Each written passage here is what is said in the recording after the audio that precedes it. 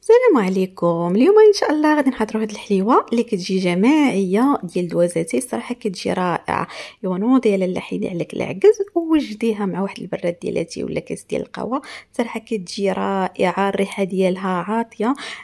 ما نعاودش لكم، الصراحه سهله بزاف وما كتاخذش لكم الوقت نهائيا وكتكون واجده. المهم باش غادي نوجدوا هاد الحليوه يلا اجيو معايا.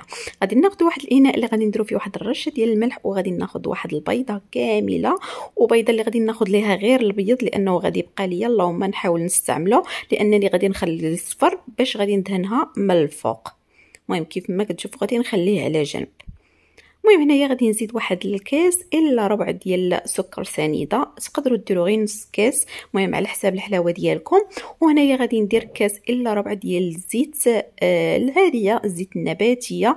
وهنا غادي ندير واحد الكيس ديال الفاني كيف ما كتشوفوا، وغادي نحاول نخلط جميع العناصر مزيان حتى ديك السكر يذوب لينا مزيان مع داك الزيت والبيض. المهم غادي نحرك ماشي بزاف، شويه وصافي.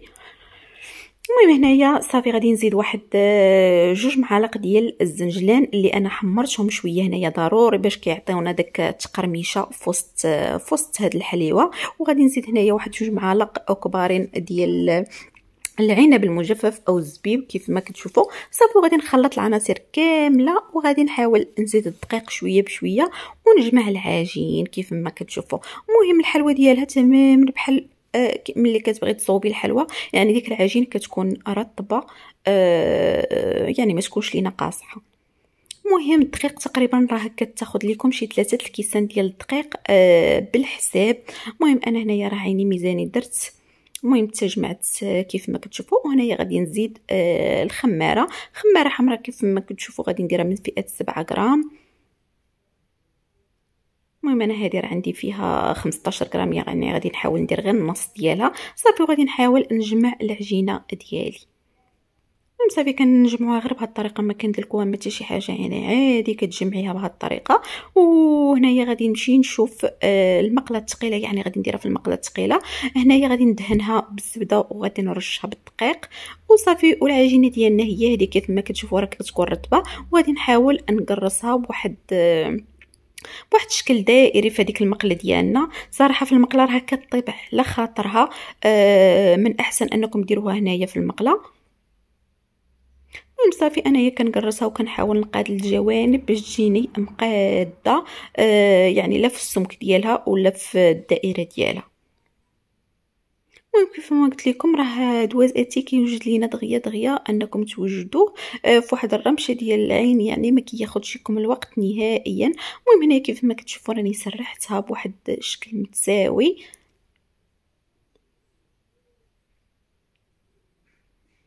المهم صافي بهذا الشكل. وغادي نجيب البيض ديالي اللي غادي نزيد ليه واحد نقيطه ديال الخل وشويه ديال الحليب، وغادي ندهنها كامله مزيان من الفوق، يعني باش كتعطينا داك اللون الذهبي، داك اللون الشهي اللي كيشهي.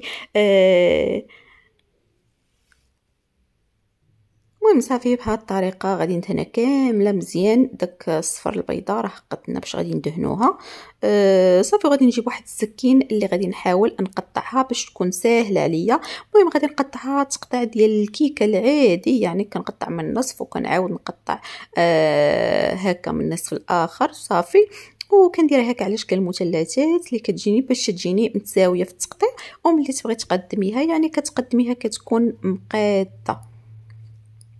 صافي غادي نجيب شي حاجه باش غادي ندير ليها من الفوق، يعني داكشي كيبقى اختياري. عندك اللوز ايفيلي تقدري تستعمليه، عندك الزنجلان، عندك الكوك، عندك اي حاجه اللي تقدري تدخليها للفران، او الحبه السوداء او لا حبوب الشيا اللي عندكم.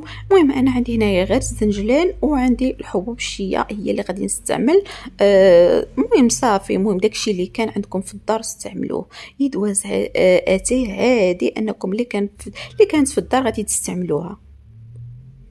المهم هنايا صافي درت هاد المربعات بالزنجلان والاخرين المثلثات عفوا، والاخرين درت فيهم حبوب الشيا على هاد الشكل. صافي وغادي نشعل الفران على درجه الحراره 180 درجه، وغادي نخليها طيب ليا من الفوق من التحت. ومن الاخر عاد نشعل عليها من الفوق باش دغيا كتحمر ليا وكنقدموها. صراحه كتجي رائعه، الريحه ديالها كتعطي، هي كطيب والريحه ديالها عاطيه غزاله. مهم الحليوه ديالنا هي هذه وجدات غادي ندخلوها طيب. المهم هانتوما كيف ما كتشوفوا صراحه كتجي شهيه وواحد الريحه عاطيه منها، صراحه كتجي غزاله غزاله انكم تقدموها مع واحد البريره ديال اتاي او لا قهوه.